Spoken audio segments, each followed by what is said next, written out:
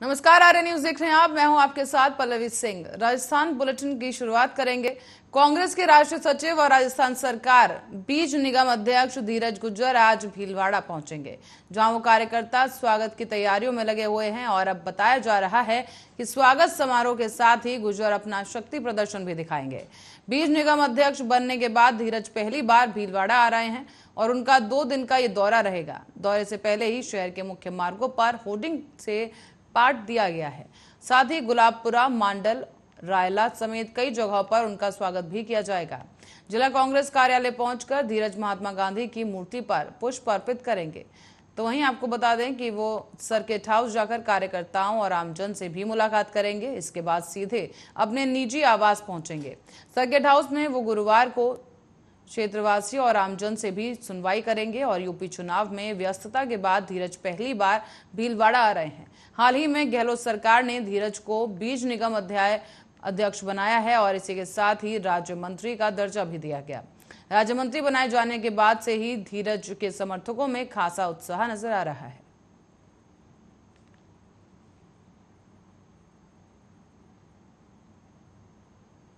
तो वहीं राजस्थान विधानसभा बजट सत्र में मंगलवार को मुख्यमंत्री अशोक गहलोत के सलाहकार सिरोही विधायक संयम लोढ़ा को एक बार फिर से चर्चा में वो आ गए हैं। और इसी के साथ ही आपको बता दें कि लोढ़ा अक्सर अपने विवादित बयानों को लेकर चर्चा में रहते हैं। विधानसभा सत्र में आज संयम ने खुद को और कांग्रेस के सभी नेताओं को गांधी नेहरू परिवार का गुलाम बता दिया है। विधानसभा सत्र में हरिदेव जोशी पत्रकारिता और जनसंचार यूनिवर्सिटी संशोधन बिल पर बहस के दौरान संयम ने ये कहा कि सदन में अभी बीजेपी के विधायक विचार व्यक्त कर रहे थे, तो ये भी कहा गया कि ये तो गांधी और नेहरू परिवार के गुलाम है। हाँ, हम गुलाम हैं और जब तक हमारे शरीर में सांस है हम गांधी और नेहरू परिवार की गुलामी करेंगे, क्योंकि इस देश का निर्माण गांधी और नेहरू परिवार ने ही किया। संयम लोढ़ा के इस बयान के बाद उन्होंने बताया कि उपनेता प्रतिपक्ष राजेंद्र राठौड़ ने आपत्ति जताते हुए कहा कि ये गुलामी, ये नई संस्कृति आई है। आपको बधाई हो गुलामी के लिए, और ये गुलामी है। क्या आप समाज में संदेश देंगे? गुलामी अपनी बात नहीं रख सकते, और ये इन्होंने खुद माना है। बता दें कि बीजेपी नेता प्रतिपक्ष गुलाबचंद कटारिया ने कहा कि मैं सोचता हूं कि किसी व्यक्ति की गुलामी करना स्वाभिमान नहीं होता है और इसको स्वीकार भी नहीं किया जा सकता। इस तरह की बयानबाजी गिरावटी का निशान देती है और ये विचारधारा के प्रति गुलामी तो समझ आती है, लेकिन व्यक्ति की गुलामी करने की प्रवृत्ति इसमें साफ नजर आ रही है।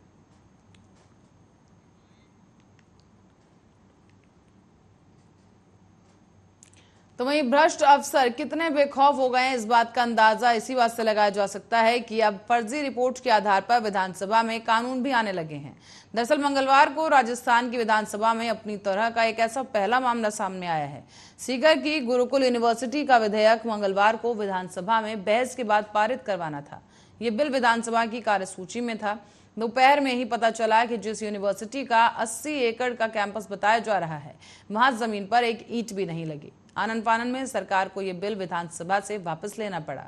गुरुकुल यूनिवर्सिटी के कर्ता धर्ताओं ने जिस 80 एकड़ जमीन पर कैंपस बताया था, वहां कोई भी निर्माण कार्य नहीं हुआ है। मौके पर खाली जमीन पड़ी है। और इस फर्जीवाड़ा के बारे में उपनेता प्रतिपक्ष राजेंद्र राठौड़ और विपक्ष के नेताओं में विधानसभा में जो है सवाल उठाए गए। पूरे हालात स्पीकर को बताए गए और सीकर कलेक्टर से फैक्चुअल रिपोर्ट मंगवाई गई है। उसमें भी यही बताया गया कि मौके पर कोई निर्माण नहीं हुआ है। बता दें कि विधानसभा में यह पहला ऐसा मामला है जब किसी निजी यूनिवर्सिटी ने इस तरह का फर्जीवाड़ा करते हुए एक गलत रिपोर्ट तैयार करवा दी।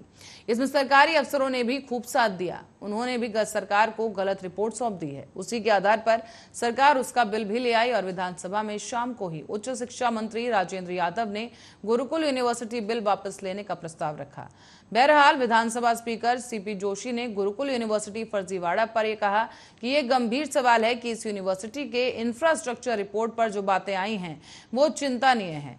सरकार ऐसी मैकेनिज्म विकसित करे कि इस तरह की कोई गड़बड़ी की गुंजाइश ना रहे। किसी प्राइवेट यूनिवर्सिटी का बिल लाने से पहले सभी तरह के फैक्ट्स जांच कर लिए जाएं और ये जिम्मेदारी उन अफसरों की होगी जिनकी झूठी रिपोर्ट के आधार पर सरकार बिल लाती है तो पूरे सदन की अवमानना होती है। सरकार निजी यूनिवर्सिटी को बढ़ावा दे रही है और उसके स्टैंडर्ड इंफ्रास्ट्रक्चर को जांच कर सब कुछ पुख्ता करके ही बिल लाया जाएगा। उम्मीद है कि इस सरकार इस बात पर गंभीरता से चिंतन करेगी और उचित कार्रवाई करेगी। क्षेत्रीय विधायक गोविंद रानीपुरिया ने विधानसभा बजट सत्र के दौरान नगरपालिका अकलेरा में साल 2021 में कौन कौन से वार्ड में क्या काम करवाए गए और कितनी राशि के काम करवाए गए इसको लेकर सवाल किए गए, जिस पर नगरपालिका द्वारा बताया गया है कि वार्ड संख्या 1, 6, 12, 13, 24, 27, 29, 30 और 35 वार्डों में पार्षदों की सिफारिश से वार्ड में काम करवाए गए और बाकी काम पार्षदों की अनुशंसा से कराए जाएंगे, जिस पर विधायक रानीपुरिया ने कहा है कि नगरपालिका द्वारा बताया गया है कि वार्ड नंबर 2, 5, 7 से 11 और 14 से 21, 23, 25, 28 और 31 से 34 वार्ड में ही सीसी सड़क कार्य जो निर्माण कार्य है वो करवाए गए हैं। बता दें कि रानीपुरिया ने नगरपालिका द्वारा करवाए गए काम को पक्षपातपूर्ण रूप से कराए गए बताया है। उन्होंने ये भी कहा कि आमजन की समस्या हर वार्ड में रहती है और विकास कार्य में कोई पक्षपात नहीं किया जाना चाहिए। इसके साथ ही समस्त वार्डों में वार्ड परिषदों की सिफारिश के आधार पर काम करवाया जाना चाहिए। खबर झुंझुनू से है, जहां झुंझुनू जिला परिषद सभागार में मंगलवार को घर घर औषधि योजना पर सेमिनार हुआ। अध्यक्षता जिला कलेक्टर लक्ष्मण सिंह कुड़ी ने यह अध्यक्षता की, जहां पर कलेक्टर कुड़ी ने कहा है कि राज्य सरकार द्वारा घर घर औषधि योजना को फ्लैगशिप योजना में शामिल करना इसके महत्व को इंगित करता है। ये योजना लोगों की रोग प्रतिरोधक क्षमता बढ़ाने में बेहद उपयोगी होगी। सेमिनार में उप वन संरक्षक राजेंद्र कुमार हुड्डा ने वन विभाग की ओर से किए गए कार्यों के बारे में भी जानकारी दी और जानकारी देते हुए बताया कि जिले में घर घर औषधि योजना के तहत प्रभावी कार्य किया गया है। उन्होंने पीपीटी के जरिए योजना के बारे में किए गए प्रयासों की जानकारी दी है।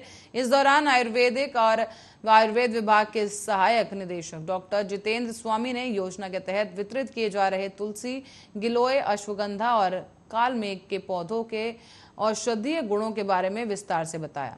इस दौरान नेशनल ग्रीन ट्रिब्यूनल के आदेशों के पालना के लिए बनी स्पेशल टास्क फोर्स की भी बैठक हुई। साथ ही राष्ट्रीय पक्षी मोर के संरक्षण के लिए बनी समिति और जिला पर्यावरण समिति की भी एक बैठक हुई। बैठक में राजस्थान राज्य प्रदूषण नियंत्रण बोर्ड के क्षेत्रीय अधिकारी दीपक कुमार ने बोर्ड द्वारा प्रदूषण नियंत्रण के लिए किए जा रहे कार्यों की जानकारी दी है। तो वहीं नगर परिषद आयुक्त अनीता खीचड़ ने सीवरेज ट्रीटमेंट प्लांट के जल को उपयोग में लाने की कार्य योजना के बारे में बताया। बैठक में इको टूरिज्म पर भी विस्तार से चर्चा हुई, जिसमें डीएफओ राजेंद्र कुमार हुड्डा और पर्यटन विभाग के सहायक निदेशक देवेंद्र चौधरी ने जिले में इको टूरिज्म की संभावनाओं पर प्रकाश डालते हुए इसकी कार्य योजना के बारे में जानकारी दी। इस दौरान जिला कलेक्टर लक्ष्मण सिंह कुड़ी ने कहा है कि इको टूरिज्म के और अधिक विस्तार के लिए राज्य सरकार को प्रस्ताव बनाकर भिजवाए जा रहे हैं। इस बैठक में जिला परिषद सीईओ जवाहर चौधरी, डीएफओ कपिल झाझड़िया और सीएमएचओ डॉक्टर छोटेलाल गुज्जर, जिला पर्यावरण समिति सदस्य डॉक्टर डीएन तुलसियान समेत जिला स्तरीय अधिकारीगण मौजूद रहे।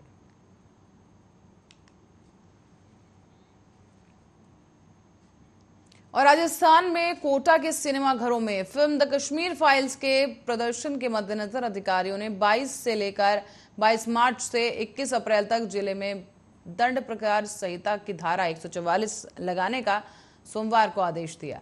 ये कदम कई त्योहारों से पहले सावधानी बरतते हुए उठाया गया है और जिला कलेक्टर और जिलाधिकारी राजकुमार सिंह की ओर से जारी किए गए आदेश के तहत अब भीड़ के जमा होने, विरोध प्रदर्शन करने और जुलूस और मार्च निकालने पर रोक लगा दी गई है। बता दें कि इस अवधि में चेती चंद, महावीर जयंती और गुड फ्राइडे, बैसाखी, जुम्मातुल्ला विदा और कई त्योहार ऐसे हैं जो पड़ेंगे, लेकिन आधिकारिक आदेश में कहा गया है कि यह आदेश सरकारी कार्यों, कोविड टीकाकरण और पुलिस कर्मियों पर लागू नहीं होगा।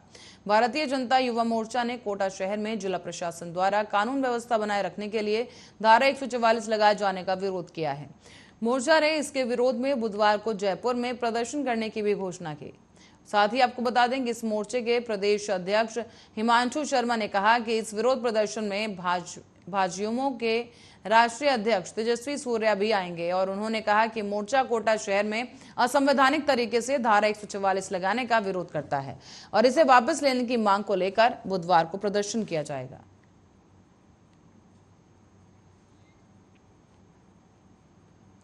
और फिल्म द कश्मीर फाइल्स के बाद अब फिल्म पुष्पा की भी कई खुलासे सामने आए हैं। आपको बता दें, इस फिल्म को लेकर भी कई विवाद सामने आए। इन दिनों तस्कर पुष्पा फिल्म की तर्ज पर ही मादक पदार्थों को एक स्थान से दूसरे स्थान पर ले जाने के लिए जुगाड़बाजी कर रहे हैं ताकि पुलिस की आंखों में धूल झोंक सके। इसमें से कई कामयाब हो रहे हैं और कई पुलिस के हत्थे चढ़ जाते हैं। ऐसा ही एक मामला उदयपुर संभाग के डूंगरपुर जिले से सामने आया है। यहाँ पर तस्करों ने मादक पदार्थ की तस्करी के लिए जिस टेक्निक का इस्तेमाल किया उसे देखकर पुलिस भी हैरान रह गई। दरअसल तस्करों के लिए पूरी जो मिनी ट्रक है उसे तैयार किया गया, लेकिन मिनी ट्रक को ही बदल दिया गया। हालांकि तस्कर पुलिस की पैनी निगाहों से बच नहीं पाए। जानकारी के मुताबिक पुलिस ने 11 लाख रुपए का डोडा जब्त किया है और आरोपी को गिरफ्तार कर लिया गया। इस मामले को लेकर आजपुर में थानाधिकारी शिवई सिंह ने बताया है कि रात के समय थाने के सामने ही नाकाबंदी चल रही थी। इस दौरान एक वाहन आता नजर आया। 407 वाहन के पास आने पर रुकने का इशारा किया गया तो चालक ने वाहन को रोड के किनारे लगाया। वाहन के पास पहुंचकर देखा तो पीछे के भाग में मॉडिफाइड किया हुआ टैंकर लगा नजर आया। टैंकर के ऊपर से दोनों ओर काला ऑयल लगा हुआ था और पहले तो लगा कि ऑयल का टैंकर है, लेकिन फिर चालक से पूछा गया तो वो घबरा गया, जिस पर पुलिस को कुछ शक हुआ। इसके बाद टैंकर के ऊपर चढ़कर देखने पर टैंकर के आगे की साइड में एक ढक्कन लगा मिला, जिस पर ऊपर से ढक्कन लगा गया था और नट बोल्ट से कसा हुआ था। बता दें कि पुलिस ने औजार से नट बोल्ट को खोला और ढक्कन को हटाकर टैंकर के अंदर देखा तो तेल नहीं बल्कि प्लास्टिक के कट्टे में भरे हुए सामान पाया गया। बता दें आपको कि टैंकर के अंदर भरे सभी कट्टे बाहर निकाले गए और कट्टों का वजन किया गया तो कुल 494 किलोग्राम डोडा चूरा पाया गया है, जिसकी बाजार में कीमत 11 लाख आंकी गई। तो वहीं ब्लैक में इसकी कीमत कहीं ज्यादा है। फिलहाल पुलिस ने एनडीपीएस एक्ट में प्रकरण दर्ज कर बाड़मेर निवासी चालक जयराम विश्नोई को गिरफ्तार कर लिया है।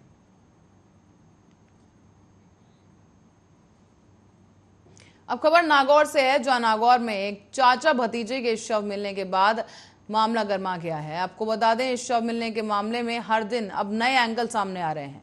अब नाबालिग के मामा सामने आए हैं और उनका आरोप है कि उनकी भांजी को उसके पिता और चाचा ने ही मारा है। दोनों ने मिलकर प्लानिंग की थी और उन्हें एसपी को ज्ञापन सौंपते हुए कहा कि अगर ये मर्डर नहीं है तो फिर बच्ची का कुर्ता कहां है।